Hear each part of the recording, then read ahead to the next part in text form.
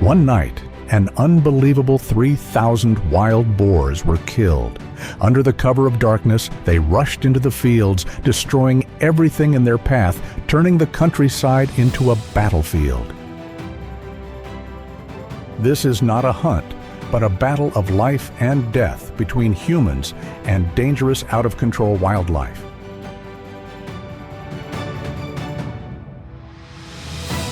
But why kill 3,000 in just one night?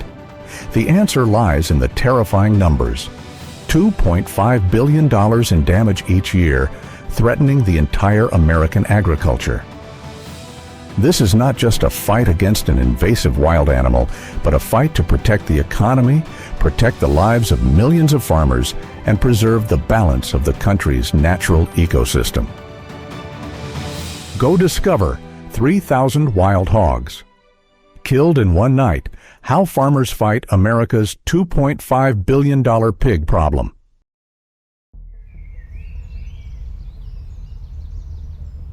In rural America, a serious problem is becoming increasingly out of control. Feral pigs, once considered part of the natural ecosystem, have now become the most dangerous enemy of farmers here.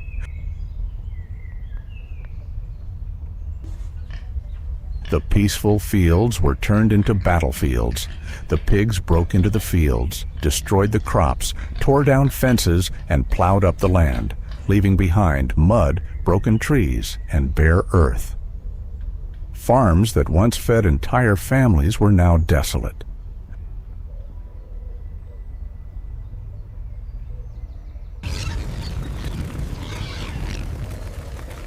The number of feral hogs has tripled in 2 decades, from 2 million in 2000 to more than 6 million in 2020, according to the USDA.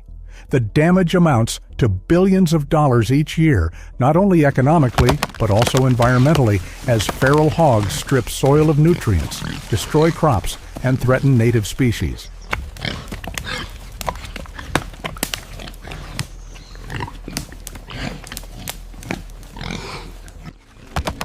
Feral hogs are no longer a controllable species, but an existential threat, forcing farmers and governments to fight to protect American agriculture.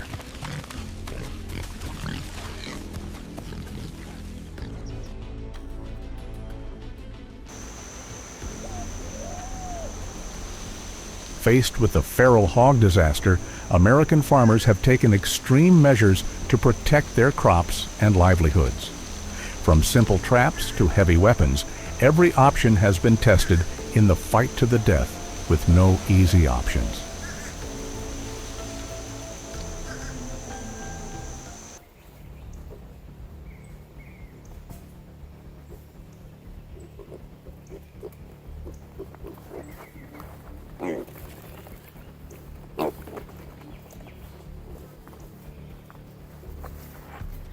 While farmers on the mainland continue to fight, another force is facing the same enemy.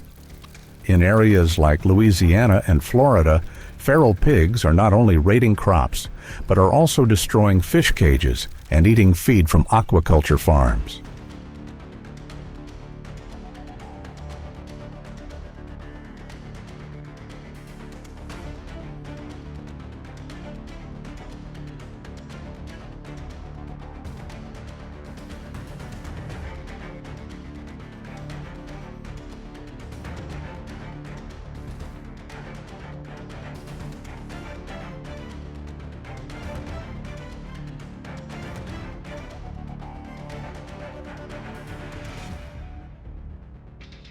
To cope, fishermen and farmers cooperate to form night patrol teams, install motion sensors, infrared lights, and erect fences.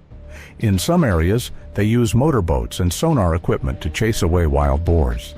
But every morning they still see hoofprints in the mud.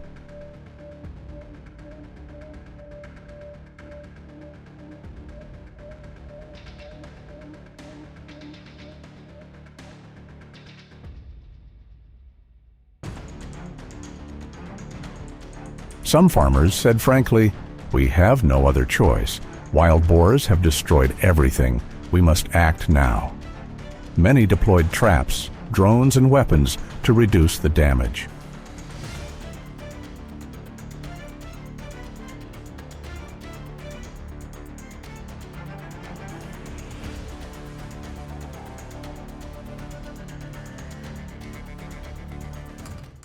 Coastal fishermen think differently.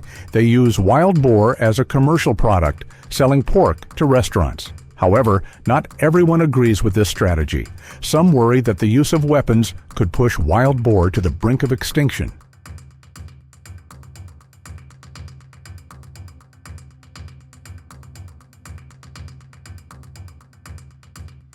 So, what is the right solution? While farmers insist on the need for drastic measures, are we going too far in confronting a wild animal? Or is it the only strategy to protect our ecosystems and livelihoods?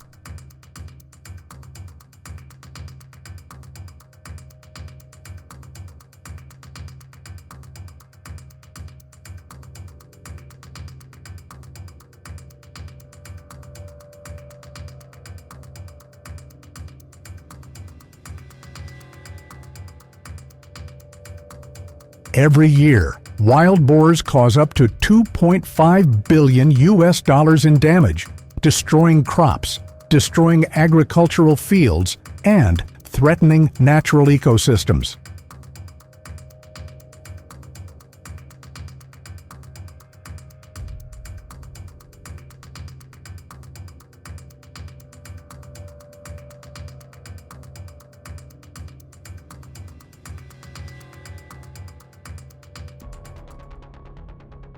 Ecologists and Texas authorities also agree that if this encroachment is not stopped immediately, the entire ecosystem will be disrupted, and native animals will no longer have a place to live.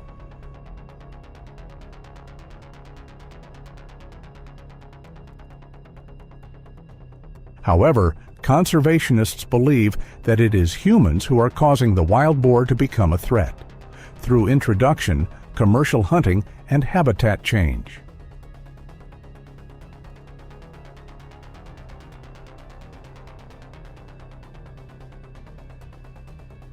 There are arguments between farmers and biologists, with each side claiming that their strategy is the only way to protect nature and livelihoods. Where is the line between protecting the land and destroying nature?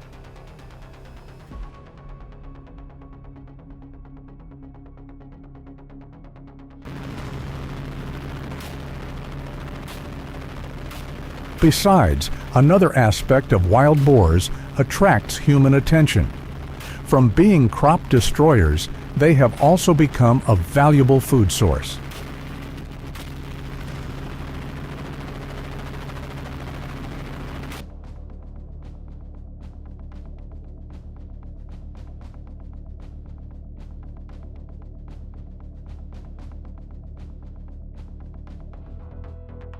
Wild boar meat, with its distinctive flavor and firm texture, has become a favorite in many cuisines around the world. Known as red meat, it offers a wonderful combination of natural sweetness and a hint of smoky flavor typical of wild animals.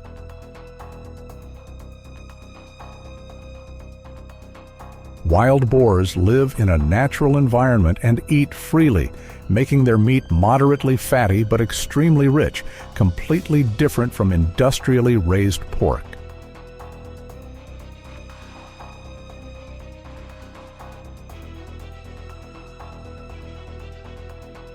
Many people love wild boar meat because of its toughness, sweetness, and softness, especially when processed into grilled dishes, stews, or even sausages.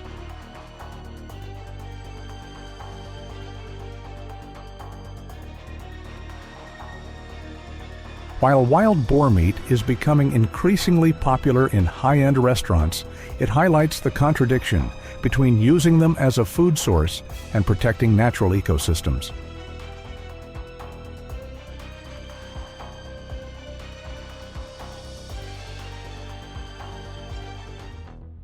But behind the appealing taste and popularity, feral pigs remain a serious threat to rural American communities.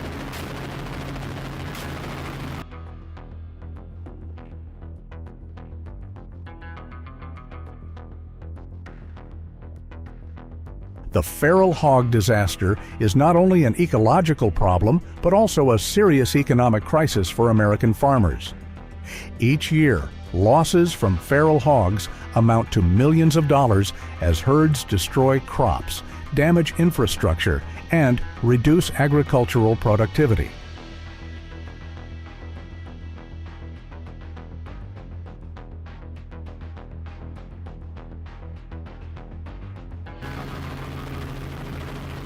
The consequences include job losses, disruption to agricultural markets, and the enormity of the debt. With total losses estimated at $2.5 billion a year, farmers are not only left to fend off wildlife, but are also under enormous financial strain as the cost of restoring crops and land becomes prohibitive.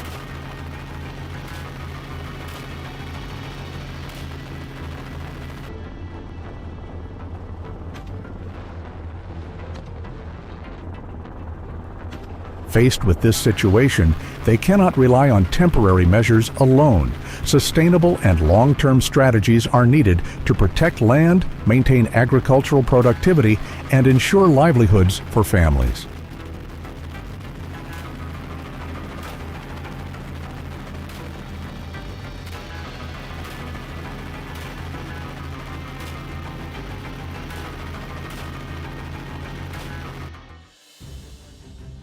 The fight against wild boar is therefore not just a current problem, but also a long-term challenge, requiring a combination of technology, smart management, and protection of natural ecosystems.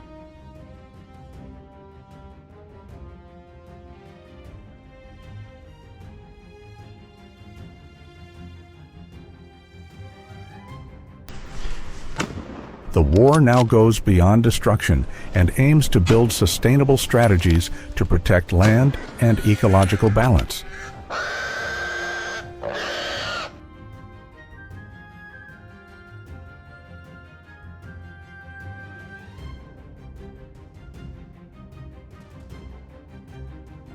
Innovative measures such as fortified fence systems, electronic gates, anti-intrusion wire mesh, satellite surveillance technology, and electronic traps are being widely applied.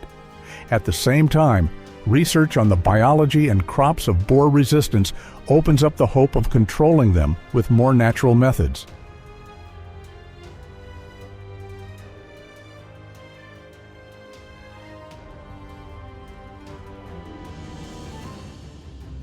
However, not everyone believes that technology is the only solution. Many experts believe that regenerating natural habitats and restoring biodiversity is the real key to solving the problem at its root.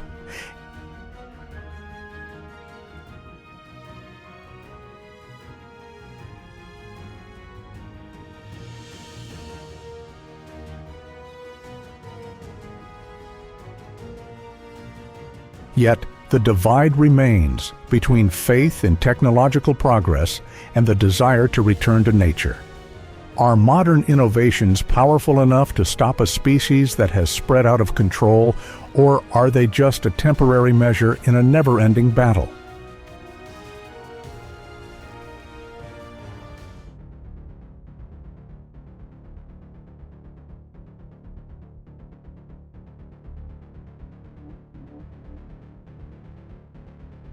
There is still hope.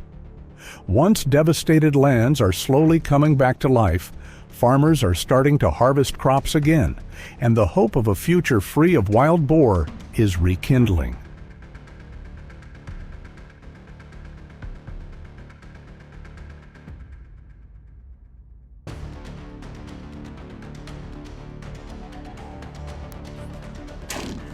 But behind that peaceful appearance, can these strategies be maintained in the long term, or are they just hiding a danger that is still quietly spreading underground?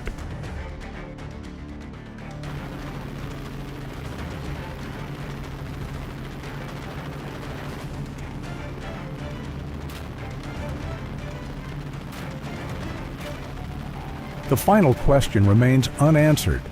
Can humans really control nature? Or are they just learning to live with a wild force they themselves have created?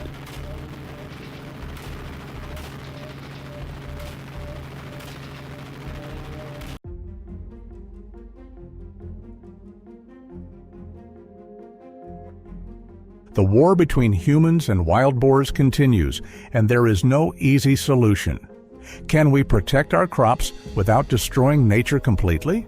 Or will we continue to see conflicts between profit and conservation?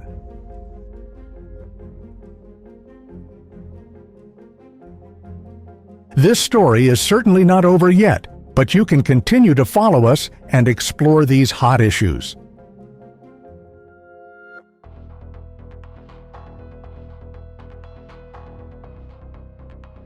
From the traces of wild boar hidden in the dense forest, we are transported to another wild world, where the harsh desert not only challenges life, but also opens up a magical story of small creatures capable of transforming entire ecosystems.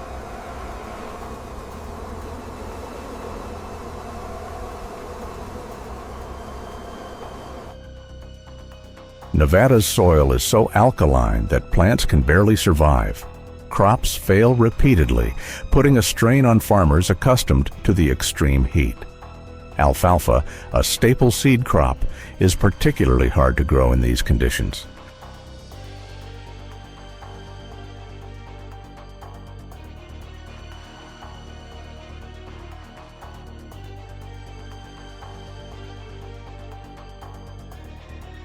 The old farming methods were tried but failed.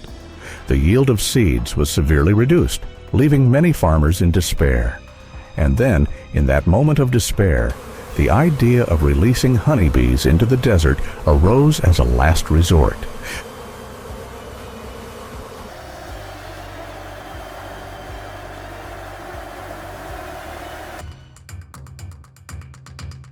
The problem is, alfalfa flowers require a special mechanism called stumbling, mechanical pressure to cause the seeds to fall, that honeybees can't perform efficiently. Despite swarming over the fields, many flowers go unpollinated, resulting in a failed crop. So, Nevada farmers were forced to find a bold solution that went beyond the limits of science.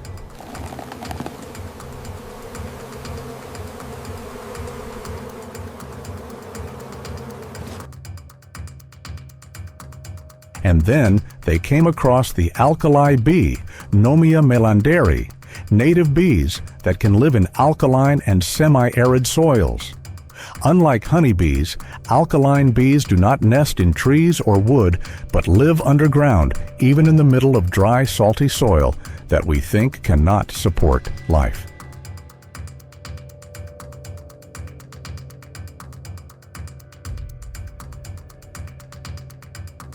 The Nevada desert, where millions of honeybees are released, has long been known as a challenging land, where every natural element is harsh, from the hard, salty soil to the sweltering air, making even the toughest animals struggle to survive.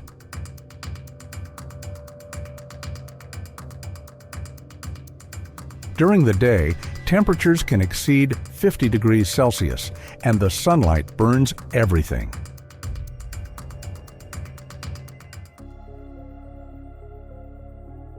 Water is scarce here to the point of poverty. Rainfall is sporadic, and wildflowers bloom only seasonally. Plants barely grow, making food sources for bees scarce and uncertain. The alkaline soil cracks under the scorching heat, acting as an impenetrable wall for any living thing.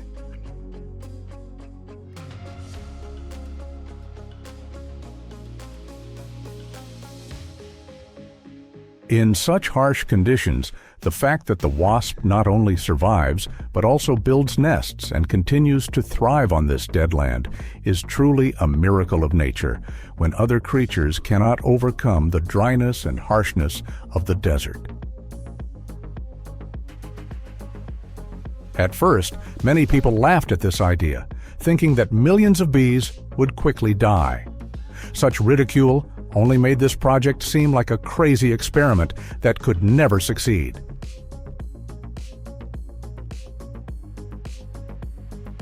However, the alkaline bee is a species with excellent adaptation ability. Not only do they dig their own nests under the salty soil, but they also divide the work very clearly. One group is in charge of finding water. One group is looking for food, and the rest is responsible for taking care of the next generation.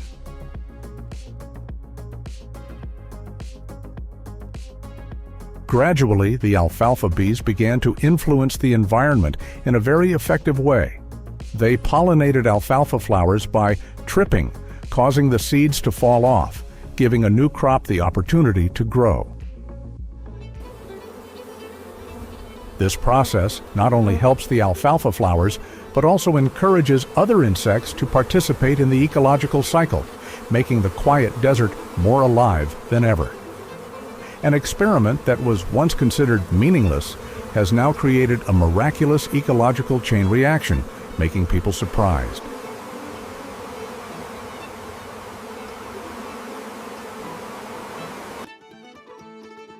From such a harsh environment, we see that nature always contains unexpected wonders beyond human imagination.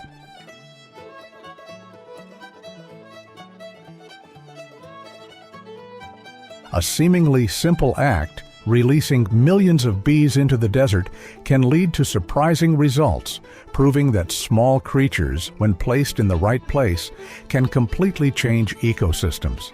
This is a major turning point, opening the story of a failure turned into a miraculous opportunity.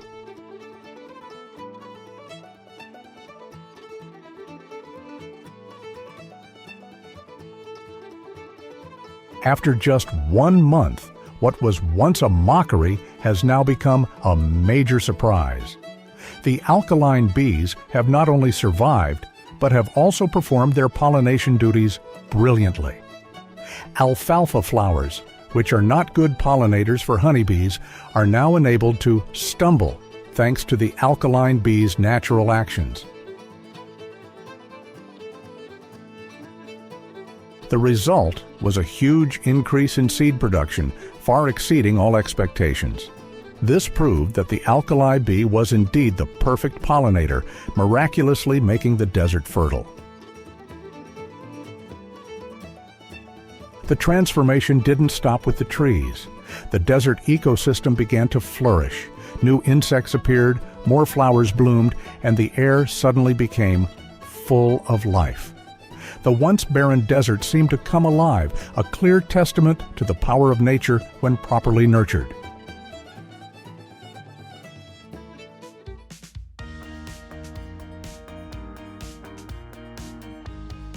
The most interesting thing is that compared to honeybees, the pollination efficiency of alkali bees is superior in both the number of flowers pollinated and the quality of seeds harvested, clearly showing the complete difference between the two bee species.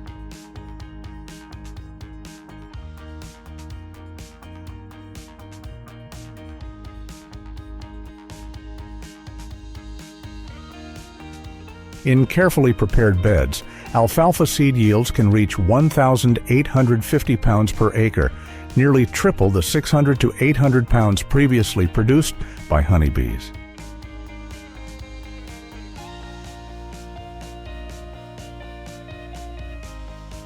These numbers are not only scientific results, but also living proof of the power of seemingly risky actions, but can bring results beyond all expectations.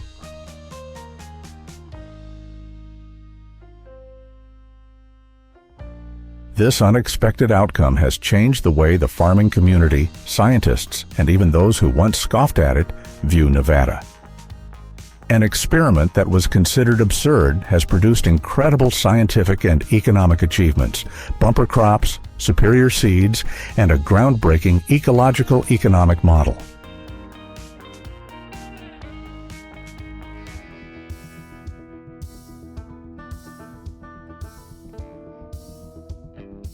This story is proof that sometimes bold decisions, no matter how crazy they seem, can open up unimaginable opportunities, turn potential failures into brilliant successes, and change the way we perceive nature and the potential power of small creatures.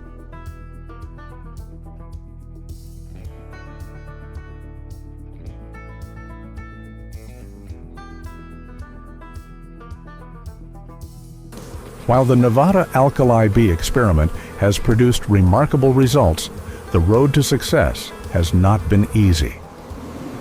The profound lesson farmers and scientists have learned is that nature requires respect and careful planning to work with it.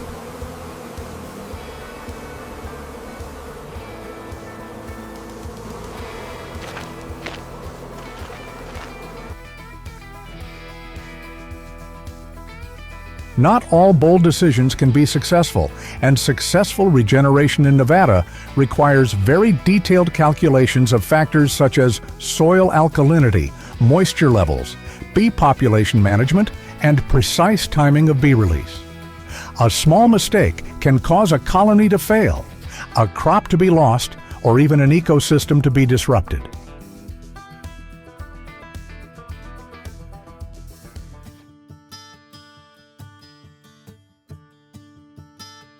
Another big challenge is replicating this model in other areas. Farmers in states like California, Utah, and Colorado have also tried to apply this method, but have failed because their soil conditions, climate, and ecosystems are very different from Nevada. This proves that even though a bold idea may be successful in one place, it does not mean it will be easy to replicate everywhere.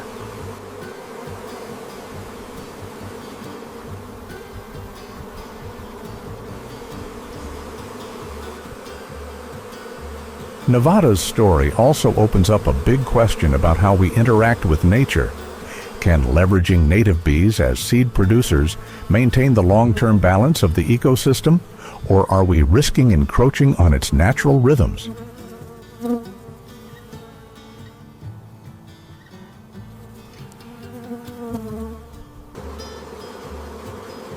Or are we learning to exploit nature intelligently and sustainably? This is a question that needs to be asked and carefully considered, especially as we begin to apply similar methods on a larger scale.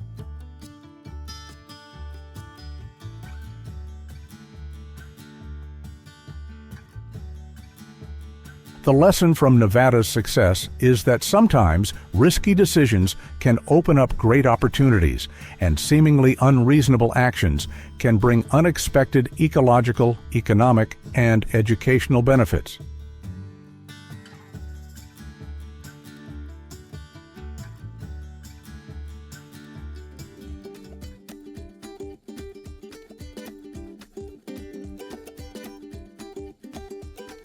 This story is a clear demonstration of the hidden power of nature, when seemingly crazy decisions bring a barren desert to life, flowers bloom, ecosystems revive, and new economic opportunities are discovered.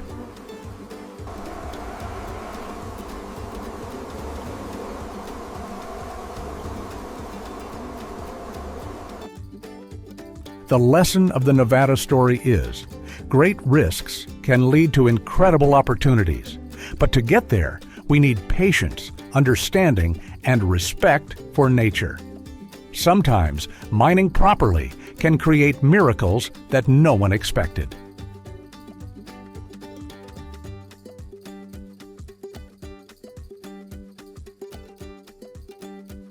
If you find this story inspiring, please subscribe to godiscover so you don't miss out on amazing discoveries about nature and the unexpected opportunities the world has to offer.